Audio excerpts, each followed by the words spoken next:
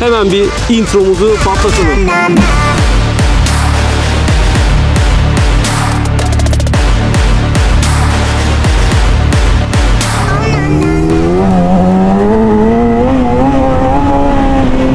Gidiyoruz yine. BK Motovlog'dan herkese merhaba dostlar. Yeniden sahalardayız. Bir dakika şu balaklavayı çekeyim de sesim tuhaf gelmesin. Şimdi umuyorum ki daha iyi. Bugün bir kardeşimizi almak için yollara çıktık dostlar. Bu kardeşimizin MT-10'u var. Hem de 14 yaşında. 14 yaşında binlik makineye binmek ne demek? Geçen videoda gördünüz zaten, bir de diyor ki ya işte makineyi yükselttim diyor. MT-9'dan MT-10'a geçtim. Benim ilgimi çekti. Sizin de ilginizi çektiğini fark ettim. Tanımak istiyoruz. Gel bir sürüş yap. Nasıl sürüyorsun? Altında bu binlik makine nasıl var? Ailen nasıl müsaade ediyor? Gibi sizin de merak ettiğiniz tüm soruları bu kardeşimize soracağım. Babası da motorcu herhalde. Haliyle anlayabileceğimiz şekilde. Göreceğiz şimdi. Gidelim. Bir tane daha motorumuz var abi. Gel onu da göstereyim dedi. 14 yaş için binlik bir motor. Hem de MT serisi gibi güçlü, torklu bir motor. Çok ciddi tehlikeli. En çok ailesinin nasıl baktığını merak ediyorum. Tabii ki yeni teknoloji motorlar olduğu için şimdi kısıtlayabiliyorsunuz yani. Modlar arasında ne oldu be? Hemen kornalar falan. Bir dünya engellemeler var. Tekere kalktığında bile kaç derece kadar kalkacağını seçebiliyorsun. Teker kaymasınlar. Fazla ön teker kalkmasınlar. Ondan sonra güç modu sınırlamaları. Tabii ki güç modu sınırlaması ve TCS yani tekerin kaydırmasını engelleyen sistem bizim motorumuzda da var. Sürüş moduyla birlikte, yani sürüş modumuz mesela şu an A'da. En güçlü modunda. Yavaşlatma etkisi kapalı. TCS'miz de 1'de. Basılı tuttuk. Şimdi off. Herhangi bir kontrol sistemi yok. Şu an makinemiz tamamen eski kara düzen R6. Bu kardeşimiz tabii ki MT-10'a öyle binmiyor diye düşünüyorum yani. Ben de tanışmadım henüz. Buralara fazla girmem normalde. Bayağı merkezi bir cadde. Buyurun. Buyurun efendim. Merkezi bir cadde, o yüzden polisler olur diye düşünüyorum ama umarım olmaz. Mesai saati bitti. Belki oradan birazcık yırtarız. Fazla bahsetmeyelim de gelmesin başımıza. Gölge böyle şehir içi dolaşmalarına alışık değil. Canavar önden 200'le 300'le rüzgar alsın istiyor. Şu an o yüzden mutlu değil. Hemen de hararetler falan rahatsız etmeye başladı. Evet bakalım, kardeşimiz burada. Makinesi de orada. Merhaba. Sanırım babası da burada. Çok iyi oldu. Hemen tanışalım. Ne haber kardeşim? Siz nasılsınız? İyi abim, teşekkür ederim. Hoş geldin. Abi merhaba. Nasılsın, iyi misin? İyiyim, teşekkürler abicim. Siz nasılsınız? Evet, denizim. Çok iyi oldu denk geldiğimiz. Şimdi videoda sizi çok soracaklar. Müsaadeniz varsa sizle de bir konuşalım. Bu kayıtları da koyayım ufak bir parça. Olur, nasıl istersen. Fotoğraf çekilebilir. Gel çekilelim tabii ki, sonra biz... Telefonum yok ama. Yok mu? Instagram'ın var mı? Evet. Tamam gel çekilelim, ben sana atarım. Sen iste yeter. Bu kardeşimiz de az önce otobüsteymiş. Görünce 3-4 durak erkenden inmiş. Bundan önce de MT-9 bindin değil mi Deniz? Evet. Daha öncesinde başka bir motor var mıydı? X vardı. X-Max'e bindin, sonra bir MT-9'a geçiş yapıldı. Peki bu dönemde ailen nasıl yanında durdu bu kadar? Yani ben hep istiyordum. Zar zor aldırmıştım. Sonra da sattık işte, yükseltirim diye. Ondan sonra da MT-10 aldım. Anladım, ne güzel. Ama şimdi şöyle bir şey var. Ben de dahil olmak üzere Türkiye'de bütün herkes ailesine istediğini söylüyor. Ama kimse, ya daha doğrusu anne babalar çok fazla istemediği için yardımcı olmuyorlar bu konuda. Sen nasıl ikna ettin bu adamları? Onlar Cross istedim, R25 istedim. Bir şekilde başlamak istedim. Tamam. Sonra babam da X-Max seviyordu. X-Max'e başladık. Hı. Ondan sonra piste çıkacağım diye R25 falan aldım. Cross aldım. Oo, bayağı geçmiş var yani. Sonra Bir tane MT-9 daha aldım. Enduro almaya başlayacak bugün yarın. Uygun olursa, lisansı da yetişirse bir tane Enduro yarışması var. Yarışlara falan katılacak yani, eğitim falan görüyor bayağı. Vay canavarmış ya bu. Bu da bir hafta önce geldi. Aman aman.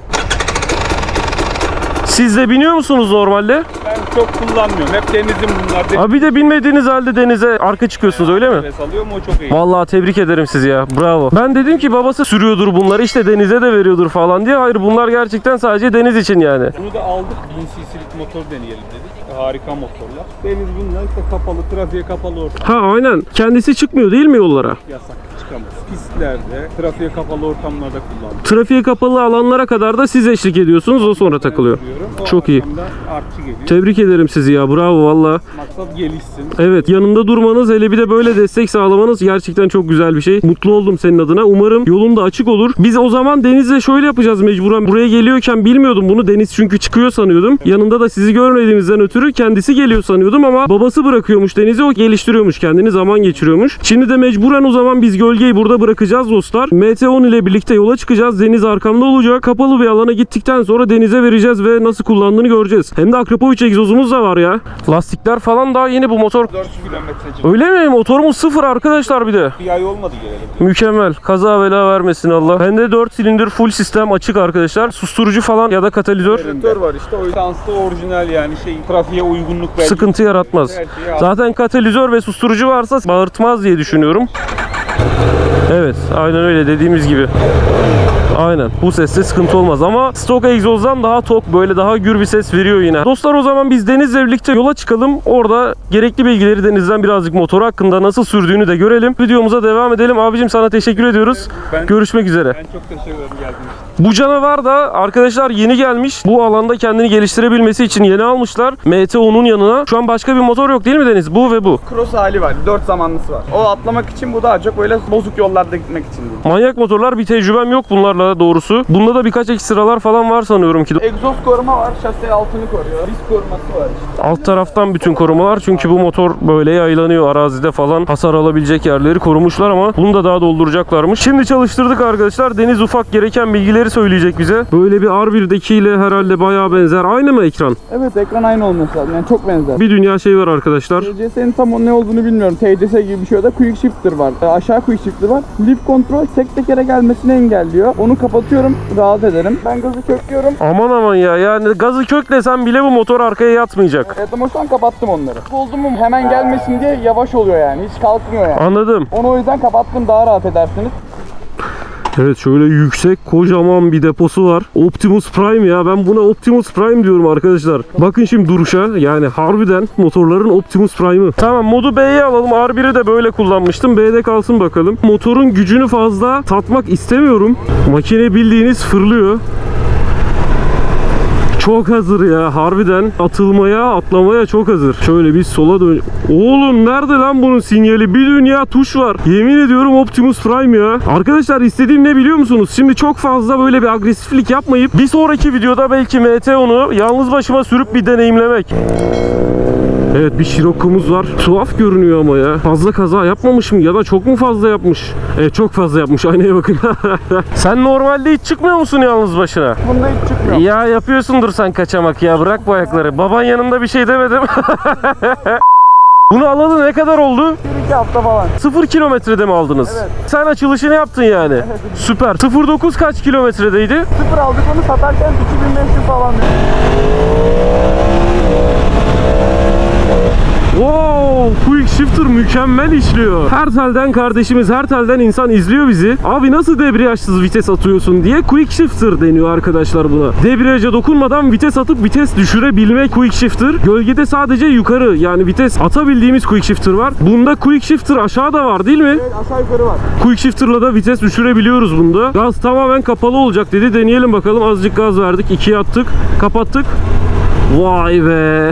Ama kötü hissettirdi çünkü vites düşürürken normalde bizler ufak bir gaz veririz böyle dişli yerine otursun diye, bir zarar gelmesin diye. Bilmiyorum, hoşuma gitmedi aşağı quick shifter ama yukarıyı gayet sevdim. 322 kilometrede arkadaşlar, gördüğünüz üzere buradan. Rodajı falan yapılmadı o zaman bunun da. Yani sakin. He, çok da umursamıyorsun, o lafından onu anladım ben.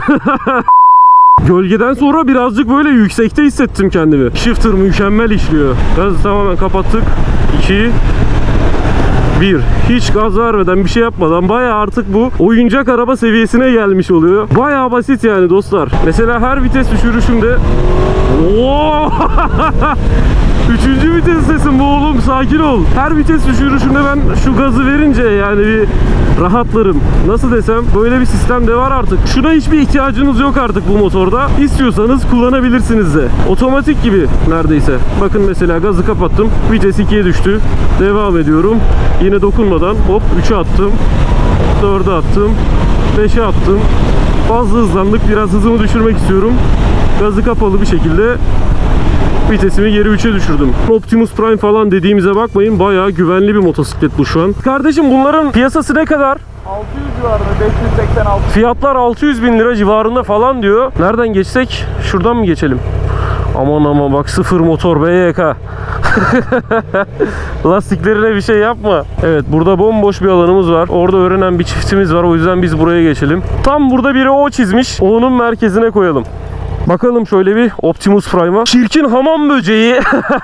Bu hamam böceğini alacağız bir sonraki videoya. Eğer istiyorsak beğeni butonunu yumruklayıp yorumlarda da belirterek dileğimizi hissettirmeyi unutmayalım dostlar. Bana belirtin. Şimdi kardeşimize dönecek olursak, Deniz, bu makine kaç beygir?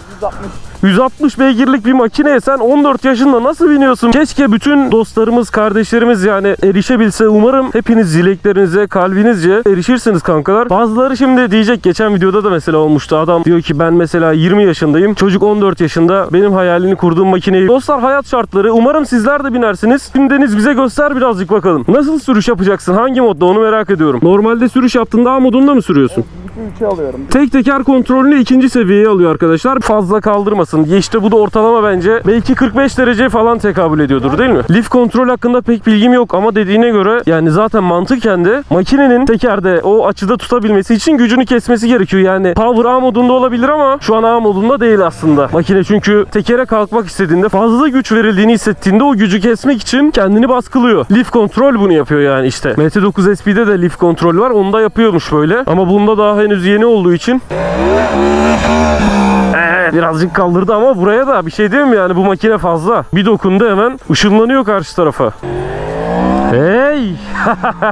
Kardeşim sen kaç doğumlu oluyorsun? 2008'li. Ha, benim kardeşimle eşitsin sen. Lise 1'de binlik motoru var. İkincisi geldi, yarışlara katılacak. Mükemmel. Ben onun yaşındayken gerçekten bir bisikletim vardı, çalındı diye üzülmüştüm bayağı. Kendimle ilgili bir bilgi veriyorum size ki depresif olmayın. Bu videoyu izleyip depresyonlara bağlamayın. Demeyin ya işte çocuk kaç yaşında, bilmem nesi var falan. Hayat hiç belli olmuyor. Sizlerin daha güzelleri olsun dostlar. Burası bir eğlence kanalı.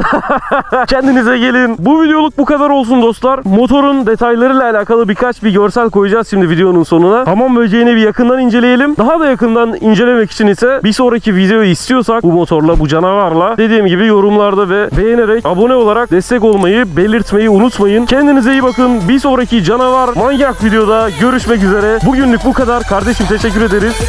BYK kaçar.